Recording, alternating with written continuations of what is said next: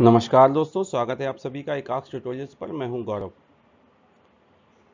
Friends, आज हम सामान्य अध्ययन के अंतर्गत अति महत्वपूर्ण प्रश्नों की सीरीज का अगला भाग देखेंगे। ये भाग संख्या 6 है, पार्ट 6। यदि आपको वीडियो पसंद आए तो प्लीज़ शेयर और सब्सक्राइब जरूर कीजिएगा और बेल आइकन को प्रेस करना ना भूलें। तो चलिए शुरुआत करते हैं। आज का पहला प्रश्न है, अंडमान एवं निकोबार द्वीप समूह की सबसे ऊंची चोटी कौन सी है? तो इसका सही आंसर है सैडल पीक। सैडल पीक सबसे ऊंची चोटी है। क्वेश्चन नंबर 2 है, इसमें 4 ऑप्शंस हैं ए बी सी डी। इसमें पूछा गया है, निम्नलिखित में से कौन सा राज्य चीन की सीमा को स्पर्श नहीं करता है? तो चीन की सीमा को कौन सा राज्य स्पर्श नहीं करता है? तो आंसर है बी, असम। सिक्किम भी करता है, हिमाचल प्रदेश भी करता है, अरुणाचल प्रदेश भी करता है, और इसके अलावा एक राज्य और है, वो है उत्तराखंड। वो भी चीन की सीमा को स्पर्श करता है।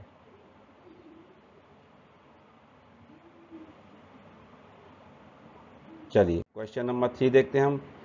हिंद महासागर का सबसे बड़ा द्वीप कौन सा है? तो हिंद महासागर का सबसे बड़ा द्वीप कौन सा है? मेडागास्कर। मेडागास्कर द्वीप हिंद महासागर का सबसे बड़ा द्वीप है। क्वेश्चन नंबर 4, जिम्बाब्वे को पूर्व में किस नाम से जाना जाता था? ये सभी क्वेश्चन ज्योग्राफी से हैं जो इस समय हम देख रहे हैं।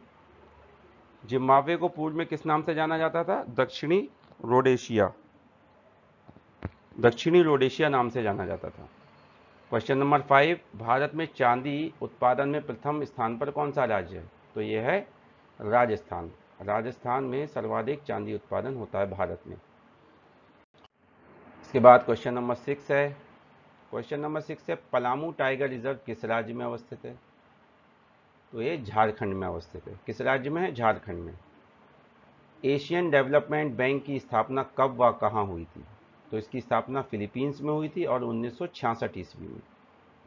ठीक है, 1966 ईस्वी में। क्वेश्चन नंबर 8 है, भारत में राजनीतिक सत्ता का प्रमुख स्रोत कौन है? तो भारतीय संविधान में के अनुसार भारत में राजनीतिक सत्ता का प्रमुख स्रोत जनता है। भारत की जनता।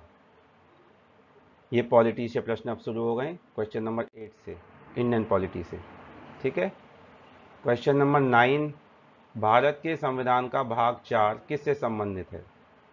या इस तरह से पूछ सकते हैं कि भाग 4 में क्या उपबंध दिया हुआ है। ठीक है, तो इसका सही आंसर है नीति निर्देशक तत्व। भारत के संविधान भाग 4 में नीति निर्देशक तत्वों का उल्लेख है। देखिए फ्रेंड्स, आज 13 सितंबर 2020 है। 20 सितंबर को आरओ 2016 का एग्ज़ाम है, प्रीलिम्स। आप सभी तैयारी में अपनी लग जाइए, ज़्यादा समय दीजिए, अब रिवीजन पर फोकस कीजिए, और जो हमने अपने एकाक्ष ट्यूटोरियल्स पर वीडियो आपको पहले दिए हैं जनरल स्टडीज़ के, उनको रिवाइज कर लीजिए, और जो अब दे रहे हैं इनको भी आप देख लीजिए। तो रिवीजन पर ज़्यादा ध्यान दीजिए।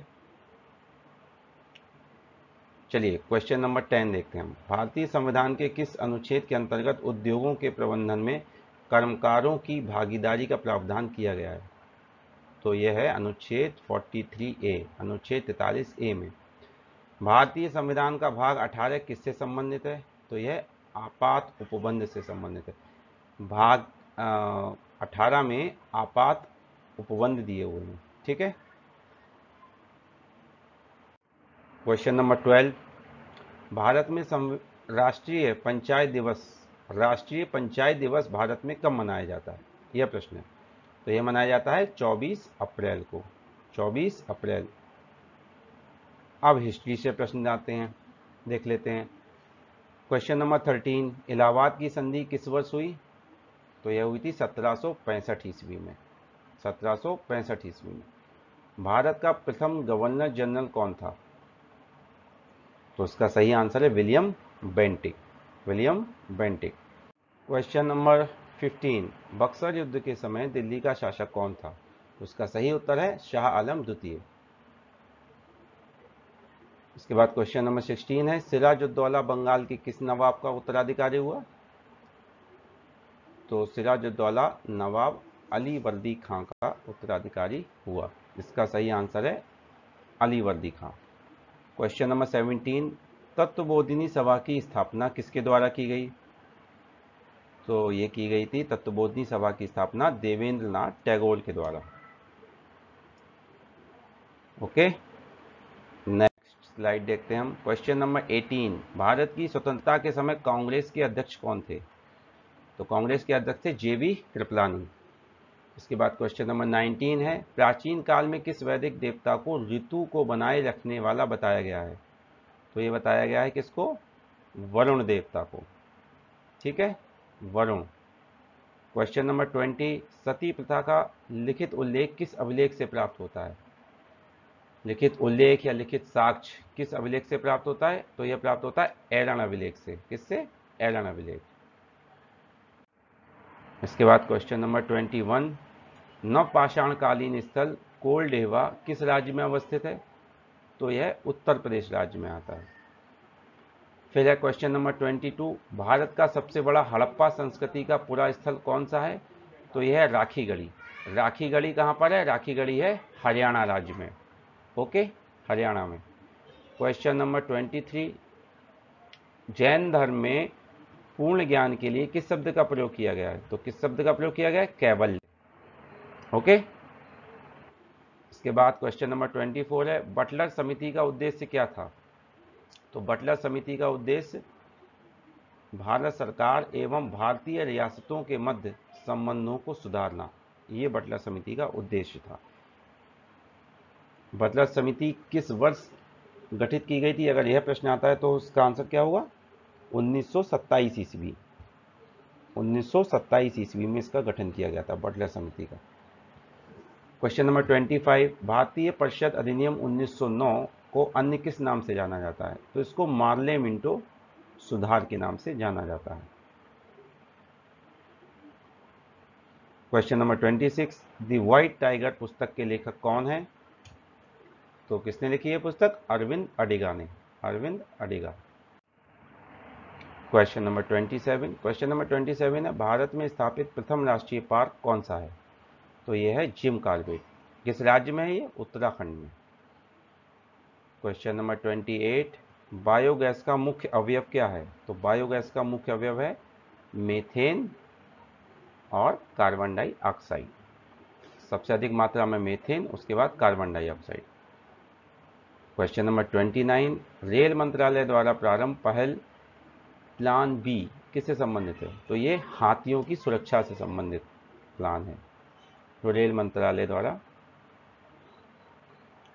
प्रारंभ किया गया है। अगली स्लाइड, क्वेश्चन नंबर 30, नेफ्थोक्विनोन किस विटामिन का रासायनिक नाम है? तो नेफ्थोक्विनोन ये विटामिन के का रासायनिक नाम है। ठीक है, विटामिन के। क्वेश्चन नंबर 31, मानव शरीर में कौन सी कोशिका संक्रमण से रक्षा करती है? तो वाइट ब्लड सेल्स, श्वेत रक्त कोशिकाएं जो होती हैं वो संक्रमण से बचाने का काम करती हैं मनुष्य को। ठीक है। क्वेश्चन नंबर 32, भारतीय ट्रेड यूनियन कांग्रेस के प्रथम अध्यक्ष कौन थे? तो ये थे लाला लाजपत राय। इसके बाद next question number 33, Nepal Himalaya किन नदियों के मध्य अवस्थित है? तो यह अवस्थित है काली तथा तीस्ता नदियों के मध्य, काली नदी और तीस्ता नदी। क्वेश्चन नंबर 34, अंडमान एवं निकोबार द्वीप समूह किस चैनल द्वारा पृथक होते हैं? तो ये पृथक होते हैं 10 डिग्री चैनल द्वारा। किसके? 10 डिग्री चैनल द्वारा। क्वेश्चन नंबर 35, अकबर ने जजिया कर किस वर्ष समाप्त किया? तो अकबर ने जजिया कर को किस वर्ष समाप्त किया था? 1564 ईस्वी में। ठीक है। तो फ्रेंड्स, ये 35 क्वेश्चंस पूरे हुए। इनको आप अच्छी तरह याद कर लीजिएगा, रिवीजन आप करते रहिए। 20 सितंबर को एग्ज़ाम है, उसके बाद यूपीपीसीएस प्रीलिम्स 2020 भी प्रस्तावित है अक्टूबर में। तो एकाध ट्यूटोरियल्स पर मैं आपको लगातार जनरल स्टडीज़ के क्वेश्चंस की वीडियो देता रहूँगा, उनको आप देखते रहिए।